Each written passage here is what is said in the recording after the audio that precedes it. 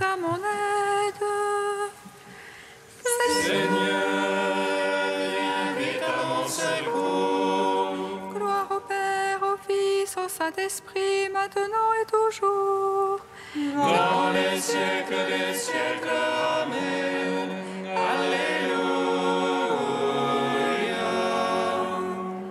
Roi du ciel, consolateur, Esprit de vérité, toi qui es partout présent, toi qui emplis tout, trésor de grâce et donateur de vie, viens et demeure en nous. Purifie-nous de toute souillure et sauve nos âmes. Toi qui es bonté. Roi du ciel consolateur, Esprit de vérité, toi qui es partout présent, toi qui emplis tout, trésor de grâce et donateur de vie, viens et demeure en nous. Purifie-nous de toute souillure et sauve nos âmes. Toi qui es bonté. vers un beaucoup éternel au Père et à l'Esprit.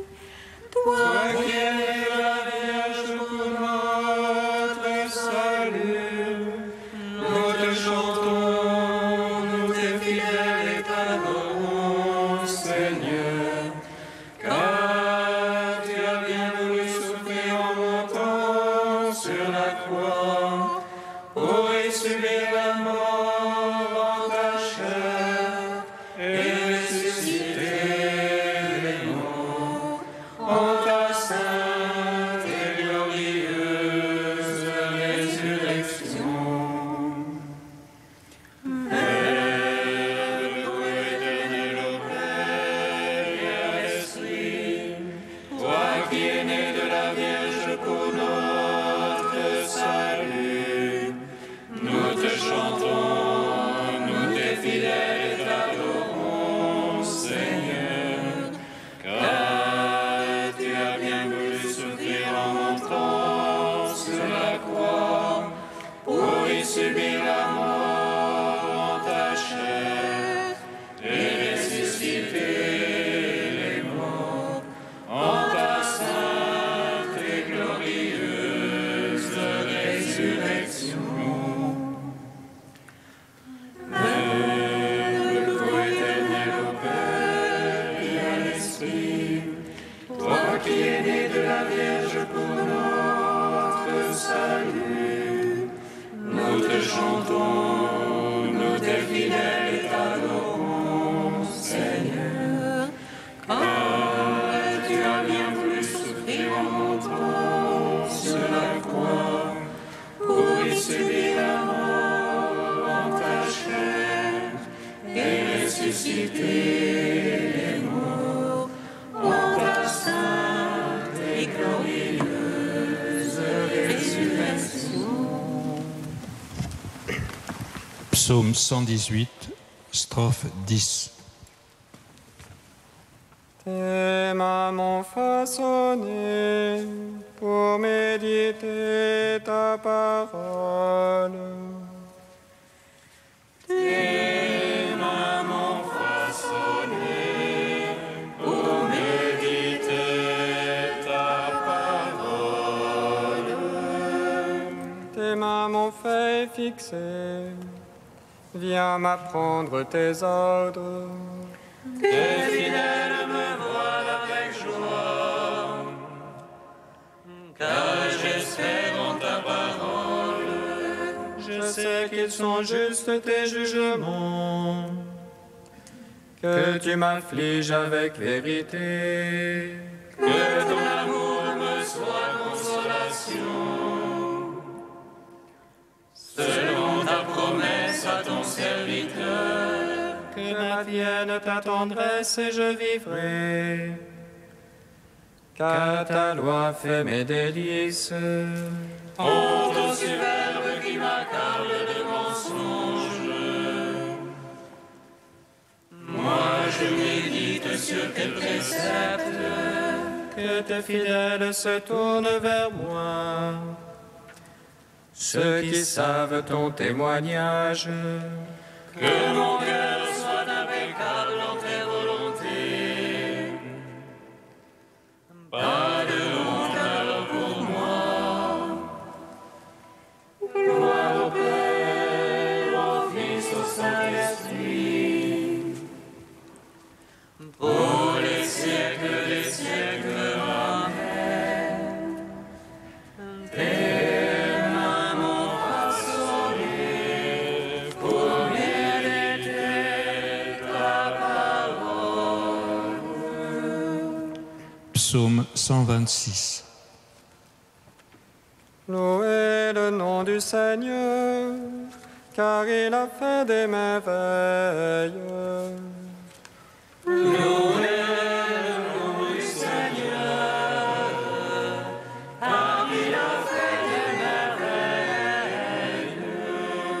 Si le Seigneur ne bâtit la maison, en vain peinent les maçons.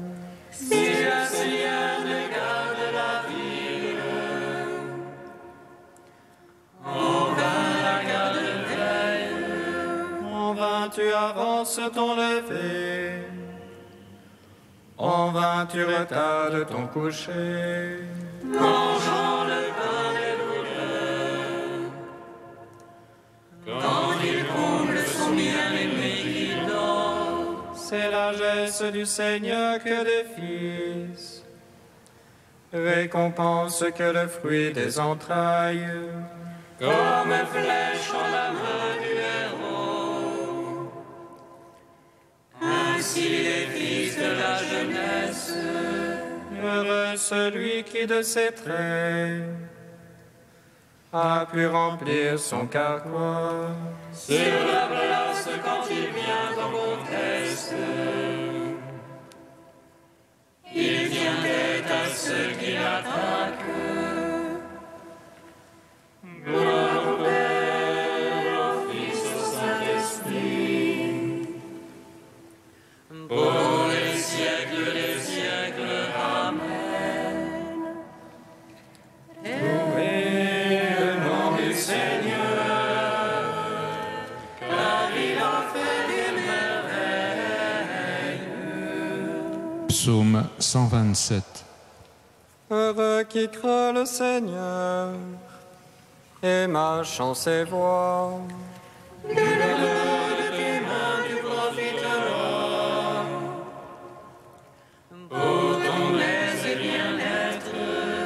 Ton épouse une vigne fructueuse au cœur de ta maison. Des fils des plants d'olivier alentour de la table. Voilà de quel bien sera béni celui qui craint Dieu. Que le Seigneur te bénisse à la Sion tous les jours de ta vie. Puisses tu voir Jérusalem dans le bonheur et voir les fils de tes fils, paix sur Israël. Gloire au Père, au Fils, au Saint-Esprit, pour les siècles des siècles. Amen. Louez le nom du Seigneur, car il a fait des merveilles. Cantique de Moïse, page 251. Écoute, ciel, je vais parler, et la terre entendra ce que dit ma bouche. Que ruisselle la pluie de ma doctrine, que descende la rosée de ma parole. Comme les ondées sur la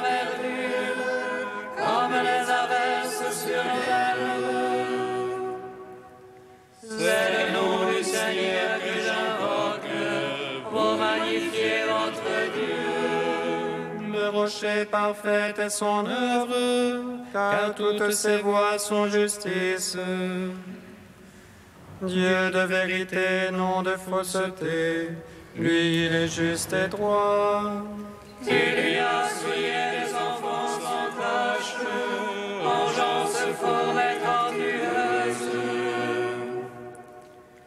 Est-ce ainsi que vous veillez le Seigneur, peuple insensé et stupide? N'est-ce pas lui qui t'a acheté, ton Père qui t'a fait te maintient? Rappelle-toi les jours d'autrefois, repense aux années révolues.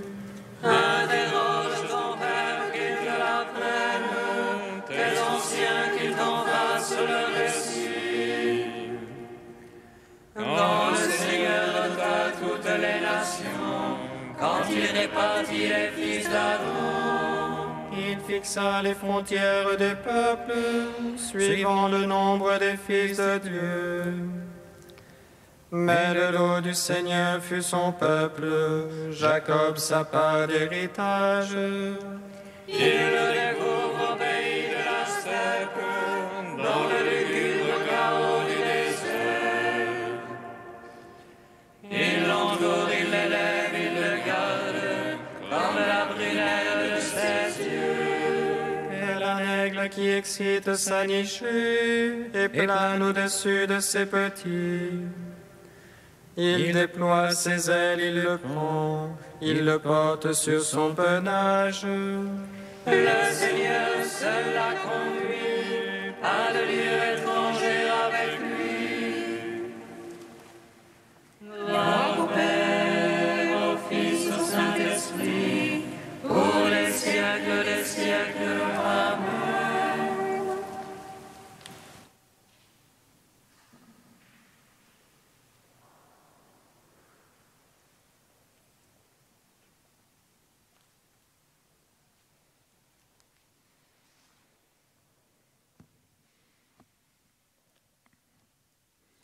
De Charles Journet, Entretien sur la charité. Dieu désire le retour du pécheur. Que fera-t-il donc? Il enverra à nos âmes des grâces prévenantes. Il viendra frapper à la porte. Si quelqu'un ouvre, j'entrerai. Il ne nous donne pas seulement une simple suffisance pour l'aimer et nous sauver, mais une suffisance riche, ample, magnifique. Méprises-tu les richesses de bonté, patience et longanimité de Dieu? Ne sais-tu pas que la bonté de Dieu t'invite à la pénitence? Dieu fait pression contre l'âme pour pouvoir entrer en elle. Il n'emploiera pas seulement des remèdes, comme les contrariétés qui vont survenir dans ses voies, pour essayer de l'orienter vers la vérité. Il barre ses routes par des épines. Elle se sent si malheureuse qu'elle dit « Je reviendrai vers mon premier époux ». Il ne la remplira pas seulement d'amertume pour lui faire comprendre qu'elle s'égare, mais au milieu de ses amertumes, il lui montrera en même temps la bonté de son cœur, autrement elle finirait par se décourager. Le désespoir est si prompt au cœur de l'homme. Cette abondante suffisance de moyens paraît surtout dans l'Écriture. Convertissez-vous de vos péchés, faites-vous un cœur nouveau et un esprit nouveau. Pourquoi mourriez-vous, maison d'Israël? Car je ne prends pas plaisir à la mort de celui qui meurt.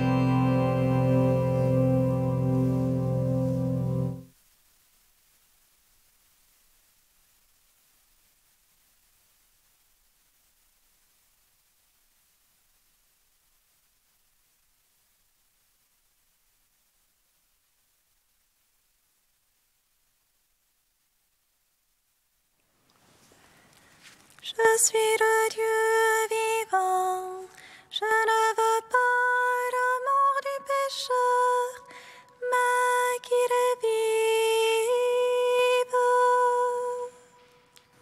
Je suis le Dieu vivant, je ne veux pas la mort du pécheur, mais qu'il vive. L'ange dit à Abraham, ne porte pas la main sur le garçon, ne lui fais aucun mal. Je sais maintenant que tu crains Dieu. Je suis le Dieu vivant, je ne veux pas la mort du pécheur, mais qu'il vive.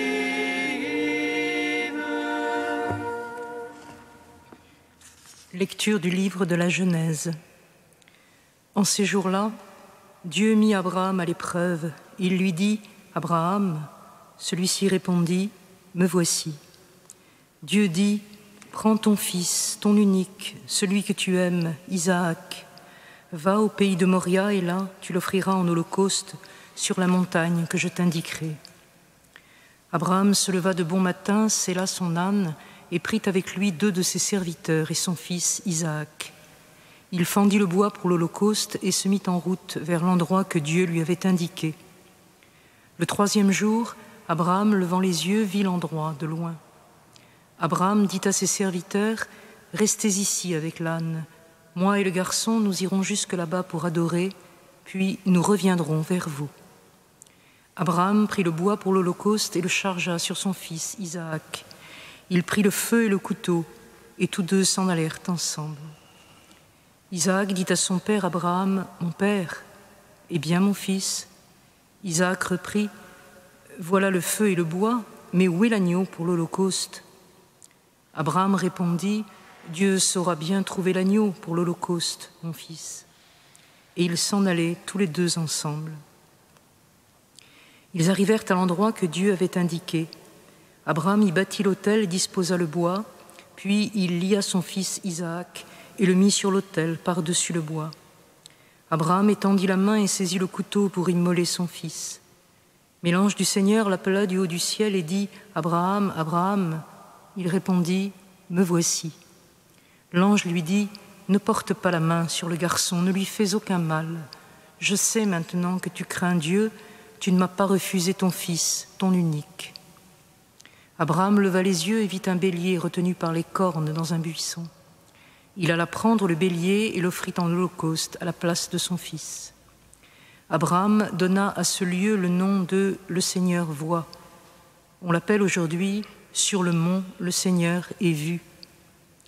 Du ciel, l'ange du Seigneur appela une seconde fois Abraham. Il déclara « Je le jure par moi-même, oracle du Seigneur, parce que tu as fait cela, parce que tu ne m'as pas refusé ton fils, ton unique, je te comblerai de bénédictions. Je rendrai ta descendance aussi nombreuse que les étoiles du ciel et que le sable au bord de la mer, et ta descendance occupera les places fortes de ses ennemis. Puisque tu as écouté ma voix, toutes les nations de la terre s'adresseront l'une à l'autre la bénédiction par le nom de ta descendance. » Alors Abraham retourna auprès de ses serviteurs, et ensemble ils se mirent en route pour Beersheba, et Abraham y habita. Gloire à toi, ô Dieu vivant, gloire à toi. Gloire à toi, ô Dieu vivant, gloire à toi. Le récit bien connu du sacrifice d'Abraham, que la tradition juive préfère plus justement nommer la ligature d'Isaac, peut se lire à plusieurs niveaux. Du point de vue du narrateur, il s'agit surtout, en s'appuyant sur l'exemple prestigieux de l'ancêtre Abraham, d'affirmer vigoureusement que Dieu, le Dieu révélé aux Hébreux, contrairement aux autres divinités proche-orientales, ce Dieu ne veut pas du sacrifice d'un enfant. Rite pratiqué par les peuplades environnantes et si difficile à déraciner que les prophètes encore devront revenir sur cette condamnation. Ils ont construit des hauts lieux pour brûler leurs fils et leurs filles, ce que je n'avais jamais ordonné, à quoi je n'avais jamais songé. La deuxième lecture, plus spirituelle, épouse le point de vue d'Abraham, pour qui il s'agit d'une épreuve. Et elle est terrible, cette épreuve, qui blesse Abraham en son cœur paternel, mais aussi l'ébranle dans son intelligence et le trouble dans son esprit. Pourquoi Dieu demande-t-il de sacrifier le Fils qu'il a donné après une si longue attente, celui sur qui repose l'alliance? Et quel est ce Dieu qui lui a révélé son visage de miséricorde et que soudain il ne reconnaît plus?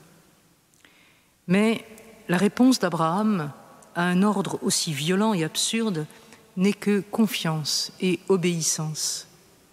Non par un pur héroïsme qui pourrait sembler odieux, mais parce qu'il croit de toute sa foi que la relation vivante qui l'unit à Dieu ne peut être brisée. Dieu, pensait-il, glose l'auteur de la lettre aux Hébreux, Dieu est capable même de ressusciter les morts. La sobriété des gestes d'Abraham, qui donne à ce récit sa beauté tragique, le silence que garde le patriarche, ne sont rompus que par deux courtes phrases qui affirment l'une et l'autre son espérance. Il se laisse conduire par Dieu jusqu'à l'endroit du sacrifice, jusqu'au sacrifice même, tout en continuant à croire que, d'une façon qu'il ne peut imaginer, mais que Dieu sait, l'enfant reviendra vivant.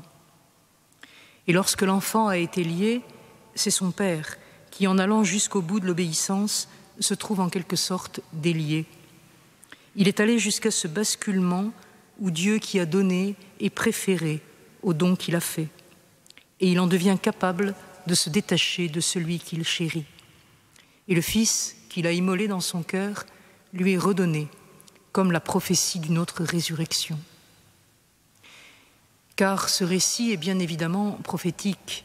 On peut en faire une troisième lecture, résolument christologique, qui s'appuie sur la parole de Dieu, ton Fils, ton unique, celui que tu chéris, pour évoquer la figure du Fils unique, Jésus, le bien-aimé du Père. En Isaac, portant le bois du sacrifice, en Isaac, communiant avec son Père dans la même obéissance, c'est bien Jésus que nous contemplons. Jésus qui sort portant lui-même sa croix. Jésus, le serviteur qui, humilié, n'ouvrait pas la bouche, comme l'agneau qui se laisse mener à l'abattoir.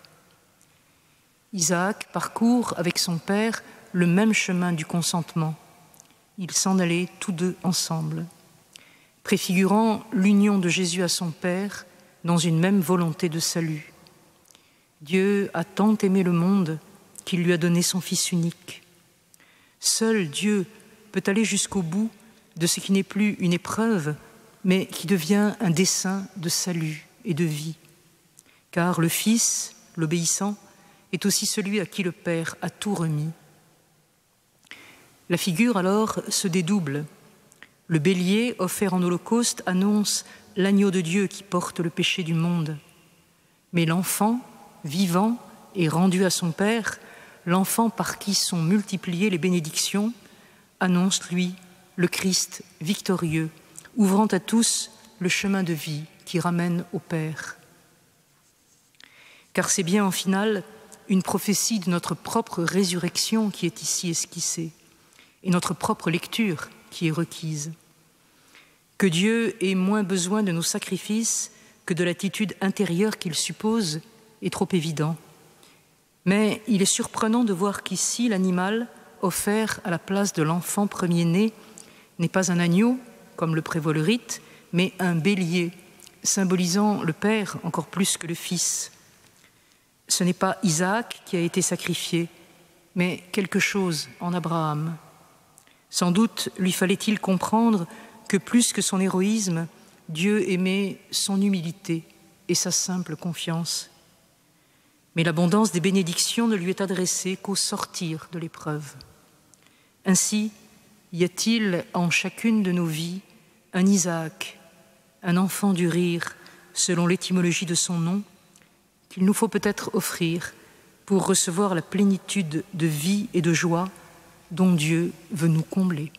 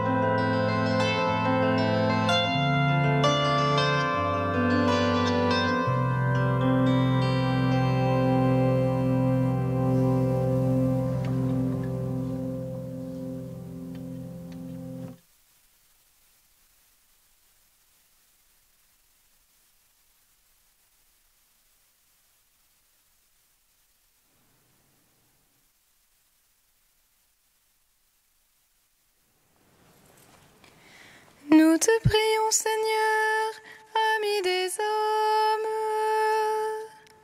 Nous te prions, Seigneur, ami des hommes.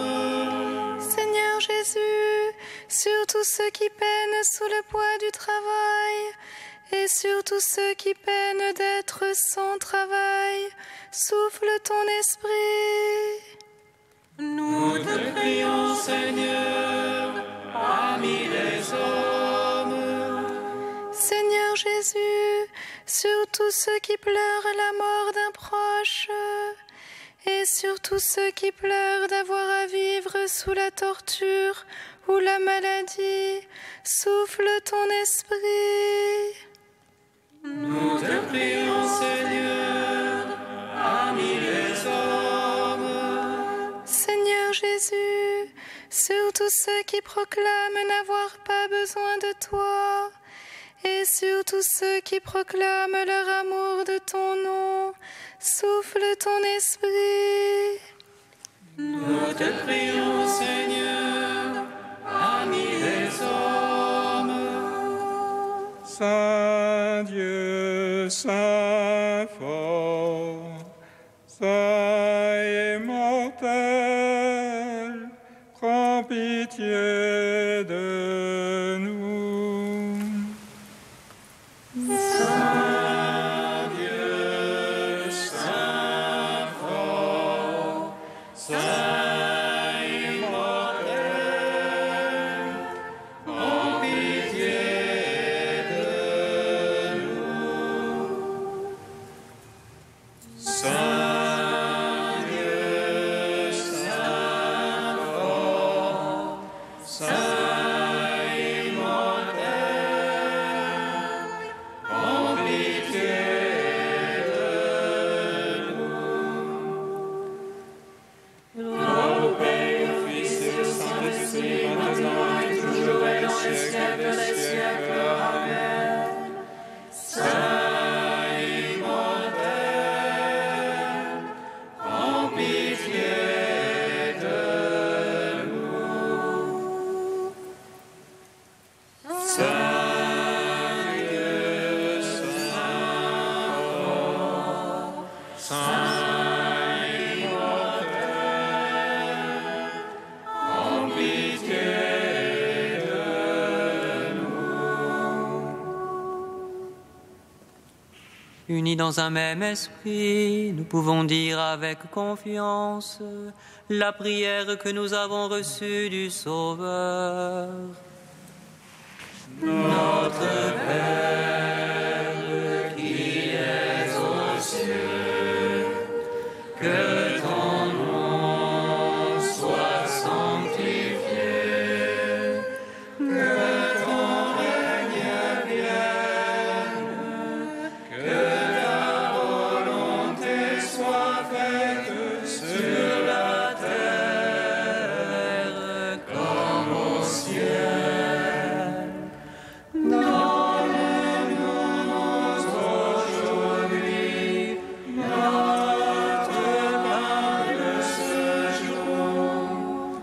Pardonne-nous nos offenses, comme nous pardonnons aussi à ceux qui nous ont offensés.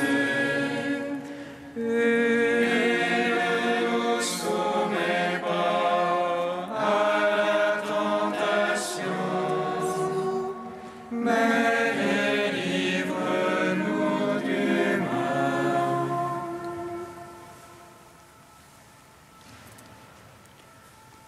Tu as voulu, Seigneur, qu'en recevant ta grâce, nous devenions des fils de lumière. Ne permets pas que l'erreur nous plonge dans la nuit, mais accorde-nous d'être toujours rayonnants de ta vérité par Jésus-Christ, ton Fils unique, notre Seigneur et notre Dieu, qui vit et règne avec toi dans l'unité de l'Esprit Saint, maintenant et pour les siècles des siècles. Amen. Bénissons le Seigneur.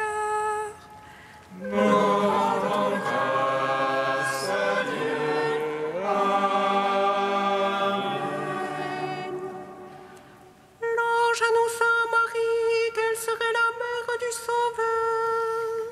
Et elle conçut de l'Esprit Saint.